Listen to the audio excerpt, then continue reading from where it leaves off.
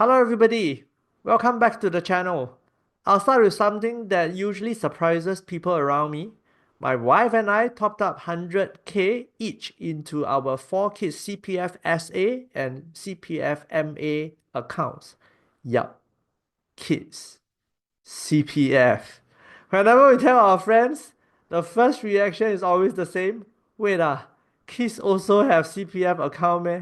You have been on this channel for a while, you already know that we are big fans of CPF, thanks to Mr. Lu Chengchuan and the 1M65 movement he founded. So in this short video, I'll share what we did, why we did it, the thought process, and how we weighed the pros and cons, plus a few reflections at the end. Let's dive in. Years ago, after we topped out our own SA to the full retirement sum, it pretty much went on auto mode. And like backside itchy, we started thinking, can we do something similar for the kids or not? So we began with about 60,000 each, half in MA, half in SA. The number, of course, wasn't random. The first 60k in all CPF accounts earn an extra 1% interest every year. But since the four of them are all different ages, we had to do a bit of math, work backwards, and top up gradually so that by the time every one of them turn 21, they'll roughly have 100,000 combined, 50k in their SA and 50k in their MA. So it became our own quirky way of welcoming them into adulthood, not with a flashy present or big celebration, but with something that carries meaning, stability, and aligns with our values. And since quite a few friends have asked how we thought this through, I decided to make this video to walk everyone through the factors that we considered, as well as the pros and cons of this approach. I will first talk about the pros, why it made sense for us. Number one, decent guaranteed returns. Currently, both the SA and MA give 4% per annum. Plus that extra 1% for the first 60,000, it will give us about 4.5% a year on 100k. We have always treated our CPF accounts as the bond part of our portfolio, and if you compare that with the yield to maturity of a 30-year Singapore government bond, which hovered between 1.0 to 3.6% in the past 20 years, CPF easily wins. So to us, this forms part of our kids' future bond allocation, which is capital guaranteed and almost risk-free. Number two, it teaches long-term thinking and delayed gratification. Our kids' generation, the Gen Zs, grew up on social media. Everything is instant. Likes, notification, dopamine hits. We want them to see compounding in real life, which of course requires a lot of patience, long-term thinking, and delayed gratification. Well, come on, they cannot touch it until age 55. So CPF SA is basically the cheapest trust fund you can ever create. No fund manager, no fees, no drama. Number three, it flips the entrepreneurship narrative. You see, having started and run a couple of small businesses for the two of us, I can tell you from first-hand experience that the toughest part about being an entrepreneur, especially in the early days, is watching your peers in corporate jobs draw a steady pay, get their CPF contributions, while you face uncertainty every month, not sure whether business this year will be good or bad. And I'll be honest, net worth is probably the phrase I hate the most. It triggers all kinds of FOMO and emotions. Worse still, when you don't have much CPF because of low or no pay in the early days, your parents will keep nagging you to get a proper job with CPF.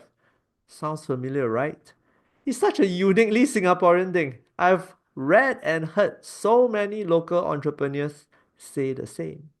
I still remember when our first girl was born in 2004, just 1 year after we started our business, the admin at the hospital cheerfully asked me, "Hey, sir, which MediSave account I'll be using to pay for the delivery package?" We have about $8,000 in cash, a few thousand sitting in our respective MA accounts. In total, I remember about 15K lah.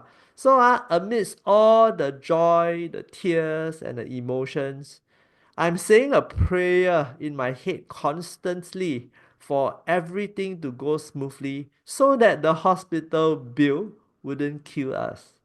So, having lived through all that, we decided to flip the script. We looked at all those pain points and applied our own remedy. Top up their CPF. The message to our kids is very simple. We are not the kind of parents who are nag about CPF because we have already taken care of that part. And as for net worth, this is what I'm going to tell them lah. Get off the YouTube, stop comparing, and remember you already have this amount there. That is our way of easing them into taking calculated risks, to go off the beaten path if they choose to do so, and to have courage to try something different. Most importantly, we already give already, so we won't be judging you or your decision. Number four, protection against health emergencies. The MA part also serves a very practical purpose. At the very least, you can use it to pay for MediShield Life, CareShield, and any of the integrated plan premiums. We don't like to think about it, but health emergencies can happen young. So rather than have everything in the retirement bucket and can only access at 55, we wanted to make sure that if life throws them a health related curveball at 30, they are covered. And just to be clear, that 50-50 split between MA and SA isn't some fantastic formula or calculation that we have. It's just our way of saying that we don't know, so we just hatch both sides. And number five, fulfilling our role as parents even after we are gone. For us, this gesture feels deeply meaningful and aligns with our character. It's a quiet, long term gift of stability in the background. Every month, when their pay comes in, or whenever they log in to check their CPF account, they'll be reminded of where it all began. And when they turn 55, we might be no longer around. And when they go to CPF board, plan for their own retirement, like what both of us will do in 3 years' time, this will serve as a small reminder of the love and intention that started it all. And now on to the cons, what we had to give up. Number one, lack of liquidity. Now, once you top up, the move is irreversible and the money is locked till 55 in the SA or tied to medical use for the MA. There's no tapping for emergencies, no midterm goals like housing, wedding, etc. But the upside is there. It also prevents misuse. Number two, opportunity cost. The same dollars could have gone into equities or other ventures. Many will argue that with a 35-year horizon, equities are practically risk-free and CPF return will look low in comparison. Mathematically, they are absolutely correct. But again, we see it slightly differently. It is good always to have a bond component in any asset allocation. And by giving them this foundation, they can safely go all equities in their own portfolios later if they want to. And once they hit their first 100 to 200K in equities, that naturally becomes a 60-40 portfolio overall. And more importantly, with no volatility in the two CPF accounts, they'll avoid seeing their net worth swing wildly with the markets, which will jeopardize our goal of encouraging them to take risk. Of course, that money could have funded other family priorities as mentioned earlier, like education, housing, even startup capital. We have weighed all those and have set aside funds for those needs. Number three, Limits of CPFs as bonds. SA returns, even though they mirror the bond yields, but they don't move opposite to equities. So they don't provide that negative correlation that smoothens out the volatility of equities as much as actual bonds. Also, the returns are fixed. You don't enjoy any upside when the bond markets go up. However, on the bright side, you get to skip years like 2022 when both stocks and bonds fell off the cliff. Number four, policy risk and rule changes. Of course, one big topic that always sparks plenty of debate and sometimes even quarrels both online and offline is policy change. The CPF floor rate is 2.5%. So there's a risk that the SA and MA rates may not stay at 4% forever. Withdrawal ages can also shift over time and become maybe 60.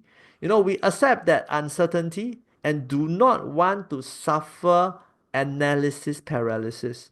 And like I said in a recent video, our default mindset is maybe. So even if we get it wrong, so be it. It's 1.5%, not the end of the world. We won't lose sleep over it. Number five, potential for complacency. We have friends that go, 100,000 at 21? Sure not. And yeah, I can already imagine the comments. As parents, of course, we get it. 100K can sound over the top, but we see it as an enabler that provide options to choose a different path and to reduce stress, not a reason to slack. And since both the SA and MA are illiquid, the kids will still have to be accountable for their own expenses and hustle for a better future. I don't think any of my kids are naive enough to think that they can survive for the rest of their lives on that 100K anyway. I will end off with some final reflections. For us, the pros clearly outweighs the cons, but only because this fits our family's philosophy and financial situation. More importantly, it's consistent with the values that we have raised our kids on all these years and allow us to pass them on. And like every decision in life, there are trade-offs. We are giving up some returns and liquidity in exchange for something less tangible, teaching them long-term planning, financial literacy, and leaving a small legacy of us in their lives, which I'll admit is a bit selfish on our part. So there you have it, our thought process, all the pros and the cons laid out. Every family situation is different, and it's perfectly fine to consider the same factors and arrive at a completely different conclusion. So what about you? If you are a parent and have an extra, say 10,000 today, would you top up your kid's CPF or use it another way? Share your thoughts in the comments below. And as always, remember, sometimes the best form of aging is just aging normally. See you in the next one.